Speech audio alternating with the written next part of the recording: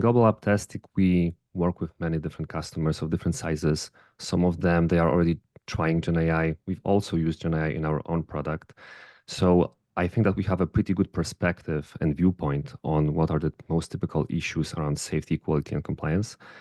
But I will only scratch the surface here. This is a very broad topic.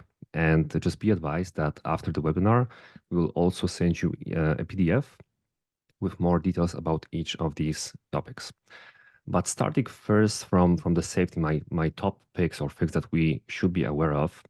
The first of them is lack of awareness, in a sense that still product and engineering teams, they don't know what might go wrong with GenAI. This is still a fresh technology.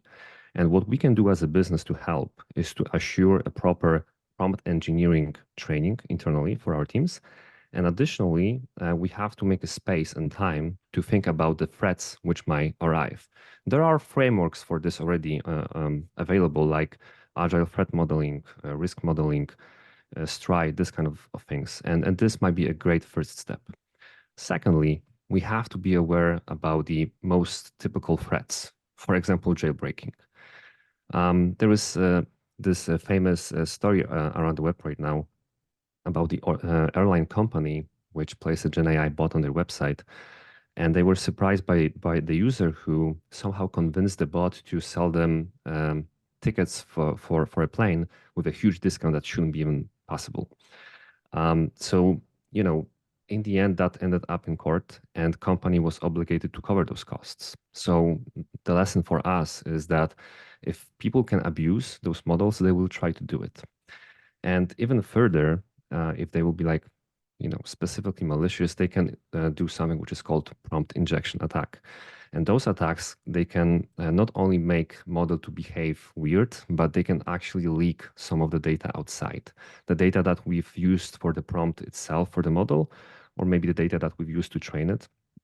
All in all, we have to be aware about those risks. Jailbreaking is sometimes being called a screenshot attack because sometimes people will just want to troll you a little bit on your website, and they will try to make model do something embarrassing. Then they will make a screenshot of it, post it on social media, and that causes a brand damage. So we just have to be aware of it. There are things to countermeasure this. There is something from OpenAI like moderation API, for example. There are open source tools like guardrails. You can start with these. More about that in the PDF. From the quality perspective, the first topic which comes to my mind is the fact that GenAI systems are less deterministic by default.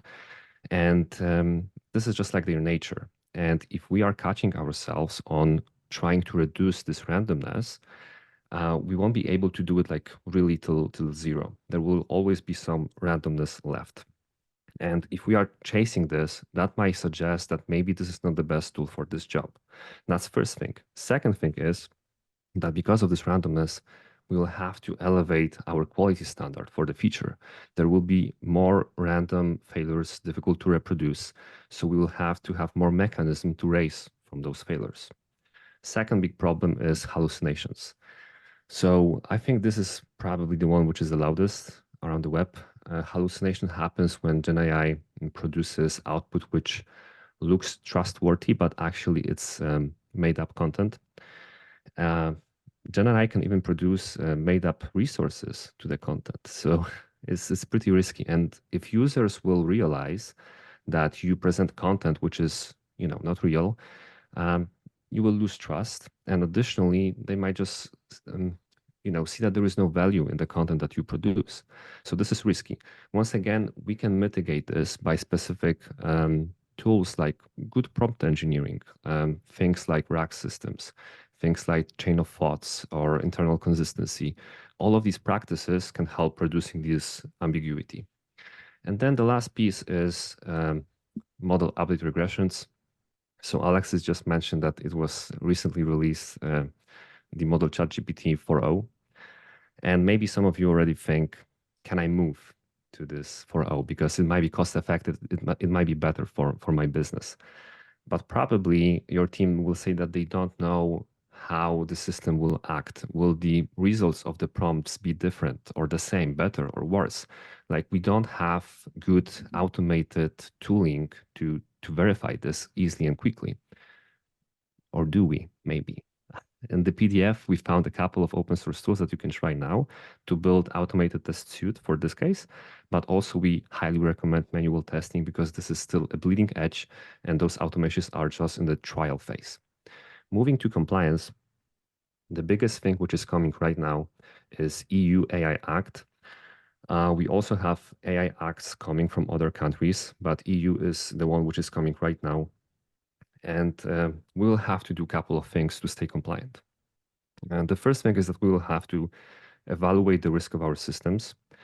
And if they will be high risk, we will have to create the entire AI governance compliance. This is a bit similar to GDPR and data governance. Even if our system will be medium risk, we will have to still do a couple of things to stay compliant. For example, we will have to assure traceability of model decisions up to 6 months in the past. We'll have to label all of the data, all of the content that we generate with GenAI in a specific way to make it explicit that this is GenAI created. We will have to make it explicit to the end users that they are interacting with a bot, not a person on the other side. So like with any regulation, you can imagine this will help us stay safe and secure, but this will be at the cost of speed of delivery of the product.